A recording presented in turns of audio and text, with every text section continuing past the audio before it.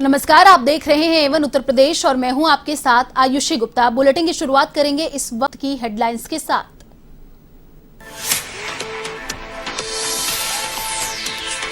UP विधानसभा चुनाव को लेकर दिल्ली में हुई बैठक। केंद्रीय चुनाव समिति की मीटिंग में पीएम मोदी ने किया मंथन। जल्द ही जारी हो सकती है पहली लिस्ट। मौजूदा कई विधायकों के कटेंगे टिकट, नए चेहरे को मिलेगा मौका।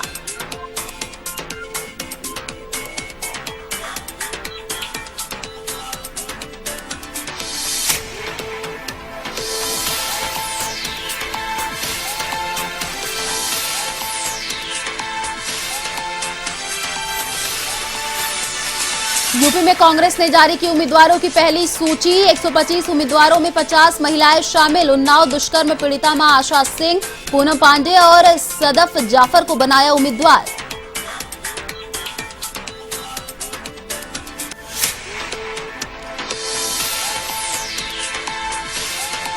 योगी सरकार में आयुष मंत्री रहे धर्मेंद्र सिंह सैनी ने भी दिया इस्तीफा। विधायक मुकेश वर्मा, लखीमपुर खीरी से विधायक बाला प्रसाद अवस्थी सहित 10 विधायकों ने दिए इस्तीफे। टिकट बंटवारे के साथ और मचेगी भगदड़।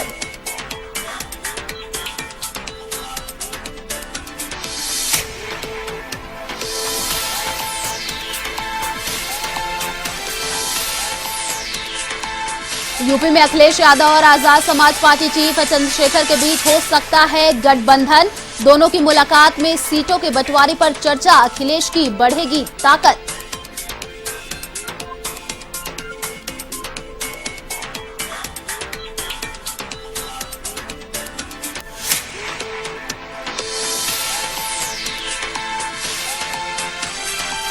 यूपी में तेजी से बढ़ रहा कोरोना का ग्राफ। 14,765 नए कोरोना संक्रमित मरीजों की हुई पुष्टि। गाजियाबाद और नोएडा में बिगड़ रहे हालात। धार्मिक स्थलों को किया दर्शनों के लिए बंद।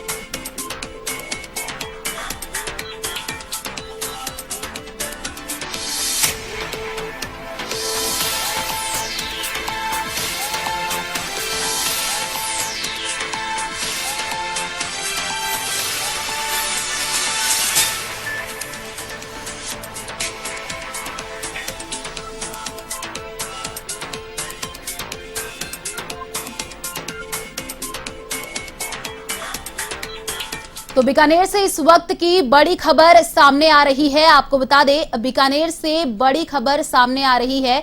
गुवाहाटी ट्रेन पटरी से उतरी है। आपको बता दें, बीकानेर गुवाहाटी एक्सप्रेस ट्रेन पटरी से उतरी है। बड़ी खबर, 3 से 4 बोगियां पटरी से उतरी हैं। तो इस वक्त बड़ी खबर आपको बता रहे हैं। जलाईगुड़ी के मैनागुड़ी में ये हादसा हुआ है। गुवाहाटी जा रही थी बीकानेर एक्सप्रेस। घायलों को स्थानीय अस्पताल भेजा जा रहा है। तो पश्चिम बंगाल बड़ी खबर आपको बता रहा है। बीकानेर गुवाहाटी एक्सप्रेस ट्रेन पटरी से उतरी है। 3 से 4 बोगियां पटरी से उतरी है। जलाईगुड़ी के मैनागुड़ी में यह हादसा हुआ है। तो गुवाहाटी जा रही थी बीकानेर एक्सप्रेस। घायलों को स्थानीय अस्पताल भेजा जा रहा है। तो बीकानेर गुवाहाटी एक्सप्रेस ट्रेन पटरी से उतरी है। बड़ी खबर, 3 से 4 बोगियां पटरी से उतरी हैं।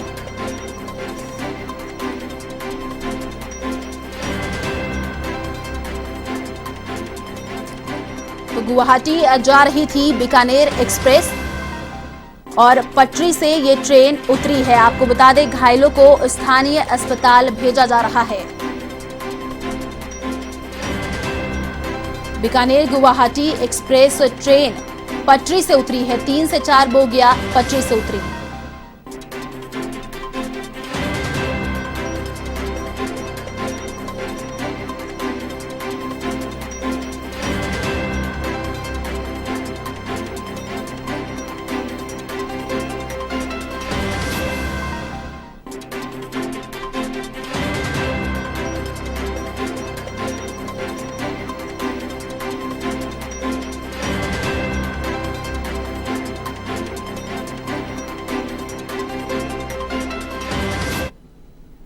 तो प्रधानमंत्री नरेंद्र मोदी आपको बता दें कोविड के बढ़ते संक्रमण को देखते हुए वीसी के जरिए मुख्यमंत्रियों से फीडबैक ले रहे हैं। चलिए आपको दिखाते हैं सीधे लाइव तस्वीरें।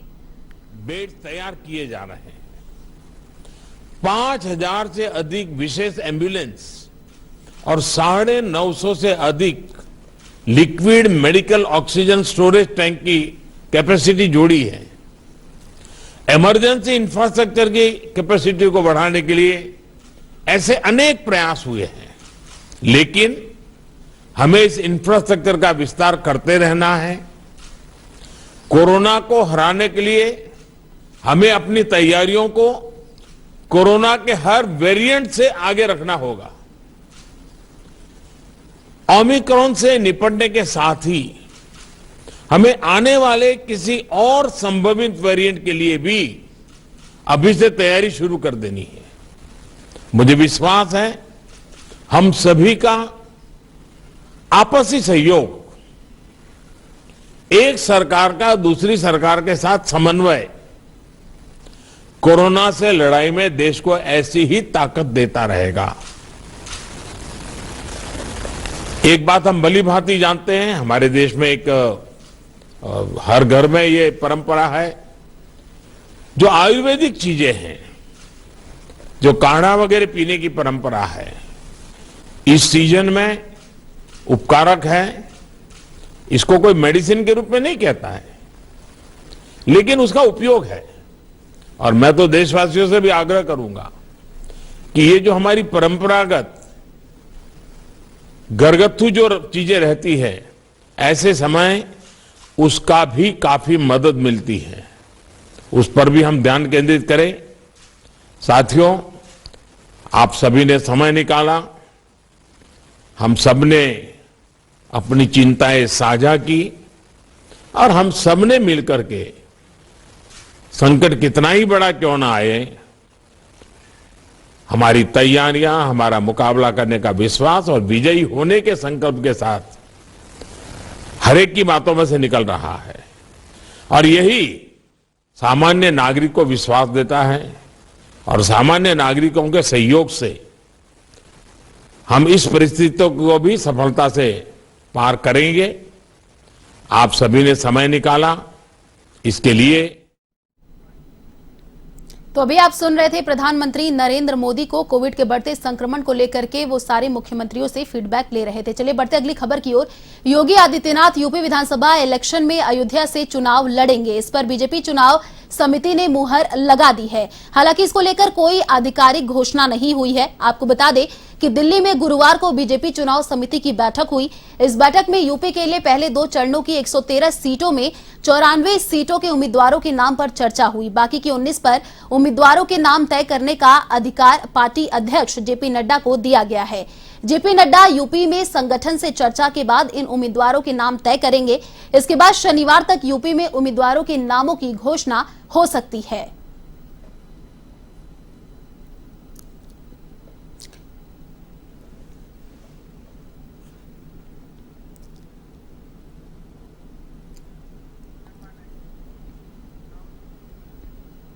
यूपी भाजपा में संकट थमता नहीं दिख रहा है। गुरुवार को चौथा जबकि अब तक 10वें भाजपा का इस्तीफा आ गया है।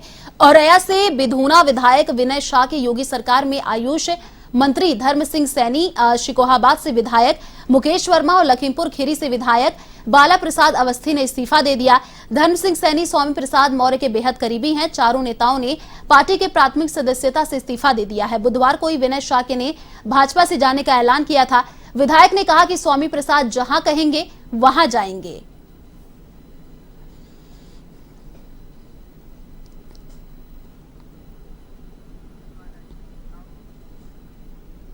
उत्तर प्रदेश में विधानसभा चुनाव को लेकर कांग्रेस ने 125 उम्मीदवारों की पहली सूची जारी की है। इनमें 50 महिलाओं के नाम हैं। प्रियंका गांधी वाड्रा ने लिस्ट का ऐलान किया। उन्होंने कहा कि ये वे महिलाएं हैं जिन्होंने किसी न किसी तरह से योगी शासन के दौरान अत्याचार सहा है। प्रियंका पहले उत्तर प्रदेश विधानसभा चुनाव के लिए लड़की हूं, लड़ सकती हूं का नारा दे चुकी हैं। प्रियंका गांधी ने बताया कि कांग्रेस के उम्मीदवारों में महिलाओं के साथ साथ कुछ पत्रकार और समाजसेवी भी शामिल हैं। बड़े नामों की बात करें तो सलमान खुर्शीद की पत्नी लुइस खुर्शीद को टिकट मिला है। साथ ही सदफ जाफर को भी उम्मीदवार बनाया गया है। उन्नाव से कांग्रेस ने आशा सिंह को उम्मीदवार बनाया है। प्रियंका ने कहा कि उनकी लड़की का पहले रेप कराया गया था, फिर बाद में एक्सीडेंट भी कराया गया।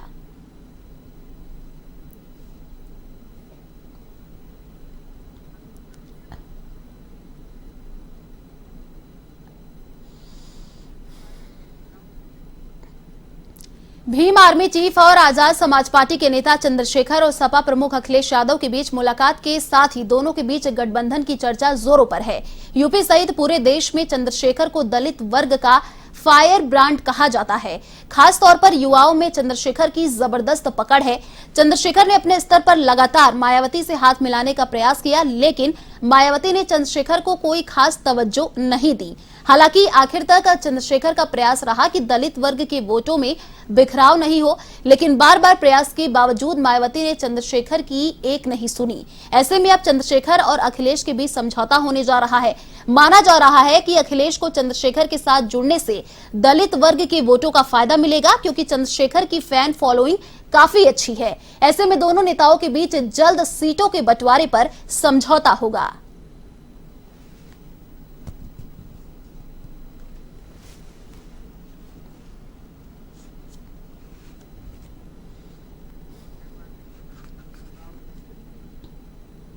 उत्तर प्रदेश की सत्ताधारी पार्टी बीजेपी के विधायकों का इस्तीफा देने का सिलसिला जारी है। इसी क्रम में यूपी की शिकोहाबाद विधानसभा सीट से बीजेपी विधायक मुकेश वर्मा ने पार्टी से इस्तीफा दे दिया है। इस्तीफा देते समय उन्होंने अपने ट्विटर पर लिखा, भाजपा सरकार द्वारा 5 वर्ष के कार्यकाल में दलित, पिछड़ों और अल्पसंख्यक समुदाय के नेताओं व जनप्रतिनिधियों को कोई तवज्जो नहीं दी गई व दलित, पिछड़ों, किसानों व बेरोजगारों की उपेक्षा की गई। इस कारण मैं भारतीय जनता पार्टी की प्राथमिक सदस्यता से इस्तीफा देता हूं।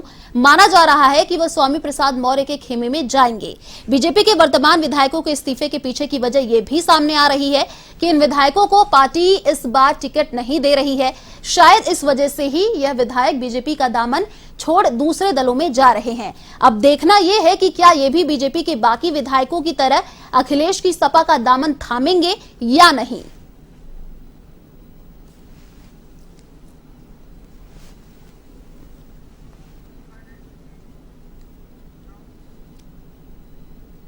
राजनीतिक दलों में चल रही रस्साकसी के बीच संभल में योगी सरकार की राज्य मंत्री गुलाब देवी का बड़ा बयान सामने आया है। उन्होंने कहा है कि स्वामी प्रसाद मौर्य का बीजेपी पर दलित और पिछड़ों के साथ असमानता के व्यवहार का आरोप पूरी तरह गलत है। स्वामी प्रसाद मौर्य का स्वार्थ चरम पर पहुंच गया था, जिसे पूरा करने के लिए वे अपनी मनमानी नहीं कर पा रहे थे। उन्होंने कहा कि बीजेपी में दलितों और पिछड़ों के साथ असमानता का कभी भी एहसास नहीं हुआ।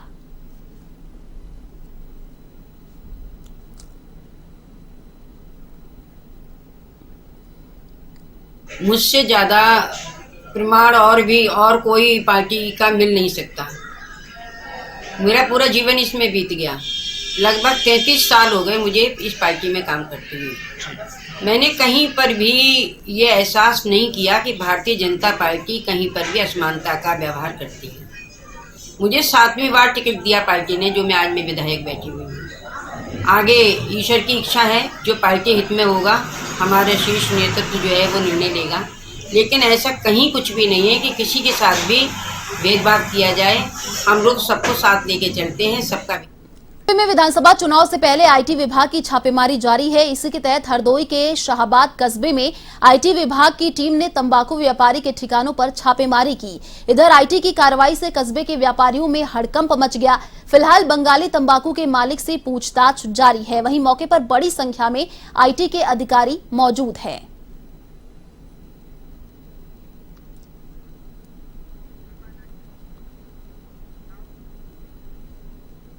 यूपी में कोरोना संक्रमण का ग्राफ बढ़ता ही जा रहा है। बीते 24 घंटे में यूपी में 14,765 नए कोरोना संक्रमित मरीज सामने आए हैं। अब प्रदेश में सक्रिय मरीज 71,022 हो गए हैं। दिल्ली से सटे गाजियाबाद और नोएडा में हालात दिनों दिन बदतर हो गए हैं। ताजा रिपोर्ट में नोएडा में कोरोना के एक्टिव केस 10,000 पार कर गए हैं। यहां 1,626 नए मरीज मिलने के बाद नोएडा में एक्टिव केस की संख्या 10,718 हो गई है। वहीं गाजियाबाद में भी 1680 नए मरीज मिले हैं। अब यहां 9,036 एक्टिव केस हैं। स्वास्थ्य विभाग से जारी रिपोर्ट के अनुसार पॉजिटिविटी रेट 1.87% हो चुकी है। राहत की बात यह है कि रिकवरी रेट 94.7% पर बनी हुई है।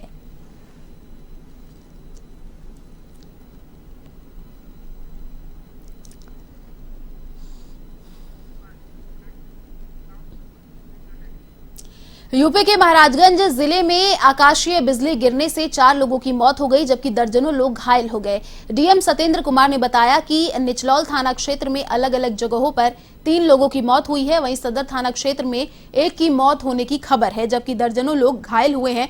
सभी घायलों का निचलौल सामुदायिक स्वास्थ्य केंद्र में इलाज जारी है। इधर डीएम सत्येंद्र कुमार ने मृतकों के परिजनों को आपदा राहत कोष से 4-4 लाख रुपए की आर्थिक मदद का आश्वासन दिया है।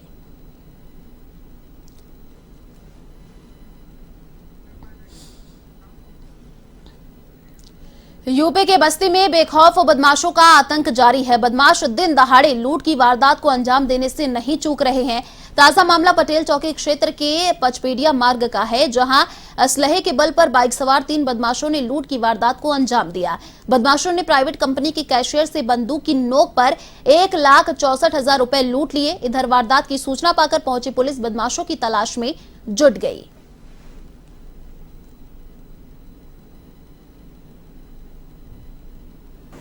एक कंपनी के कलेक्शन एजेंट राहुल सिंह जब कंपनी से सामान नगद लेकर के बैंक में जमा कराने के लिए जा रहे थे, तब उनको रास्ते में 3 लोगों ने रोक करके उनसे असला दिखा करके उनके पास जो कैश था 1,65,000 वो लूट लिया। उनकी राहुल सिंह की तहरीर के आधार पर 3 अज्ञात लोगों के खिलाफ लूट का मुकदमा पंजीकृत कर लिया गया है। इन तीनों अपराधियों की गिरफ्तारी के लिए मैंने 3 टीम बनाई हैं, जो इस समय अपनी जांच में लगी हुई हैं। शीघ्र इन अपराधियों को गिरफ्तार करके जेल भेजा जाएगा और आगे की कार्रवाई की जाएगी। यूपी के बस्ती में एक बार फिर पुलिस और बदमाशों के बीच मुठभेड़ देखने को मिली है। एसओजी टीम प्रभारी उमेश चंद वर्मा और एसएचओ गौर संजय कुमार की संयुक्त टीम की बदमाशों से मुठभेड़ हुई। इस मुठभेड़ में गोली लगने से 25,000 का इनामी बदमाश राशिद घायल हो गया, जबकि सिपाही अजय यादव भी घायल हो गए। इस दौरान पुलिस ने बदमाश के 2 साथी इकबाल और जाकिर कुरैशी को गिरफ्तार कर लिया। साथ ही मौके से भारी मात्रा में अवैध हथियार बरामद किए। गिरफ्तार तीनों बदमाश गौ तस्कर बताए जा रहे हैं।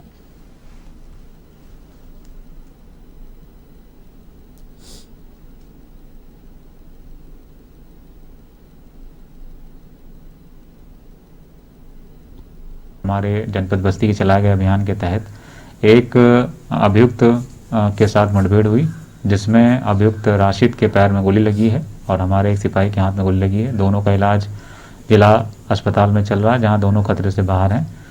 ये अभियुक्त राशिद गौ तस्कर है, अंतर्राज्यीय गौ तस्कर है। इससे पूर्व परशुरामपुर में इसके खिलाफ गौ तस्करी का मुकदमा और गैंगस्टर का अभियोग भी पंजीकृत था, जिसमें ये वांछित था और इसके ऊपर 25,000 रुपये का इनाम था। कल रात्रि में जब हमारी गौर की और एसओजी की टीम इनके तलाश में निकली थी, तभी इनके साथ में मुठभेड़ हुई। यूपी के रायबरेली में विधानसभा चुनाव से पहले आबकारी विभाग एक्शन में आ गया। इस दौरान आबकारी विभाग की टीम ने गांव और खेतों में दबिश दी, जहां से 90 लीटर कच्ची शराब बरामद की गई। साथ ही 900 किलो महुआ लहन मौके पर ही नष्ट किया गया। इधर आबकारी विभाग की कार्रवाई से शराब माफियाओं में हड़कंप मच गया।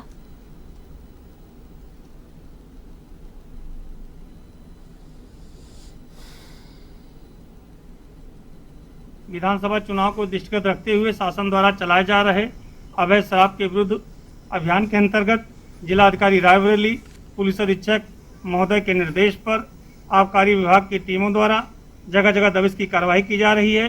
उसके अनुक्रम में आज थाना भदोखर के ग्राम हरवंशखेड़ा, रैली कल्याणपुर, शाहपुर में दबिश की कार्रवाई की गई। नाले के किनारे 2 अवैध शराब की भट्टियों को तोड़ा गया। कुल मिला महाराजगंज जिले से सटे भारत नेपाल सरहदी क्षेत्रों में एसएसबी 66वीं वाहिनी की ओर से बेरोजगार युवाओं को सशक्त बनाने का कार्य शुरू किया गया है। ऐसे में नागरिक कल्याण कार्यक्रम के तहत एसएसबी 66वीं वाहिनी के पूर्ण सहयोग से हरदी डाली गांव में लगभग 100 से ज्यादा लोगों के ब्यूटिशियन और मोबाइल रिपेयरिंग का प्रशिक्षण दिया गया, जिसमें एसएसबी के 66वीं वाहिनी के कार्यवाहक कमांडेंट वर्जित सिंह ने बताया, सरहदी क्षेत्रों को मजबूत एवं सशक्त बनाने के उद्देश्य से ये कार्यक्रम शुरू किया गया है।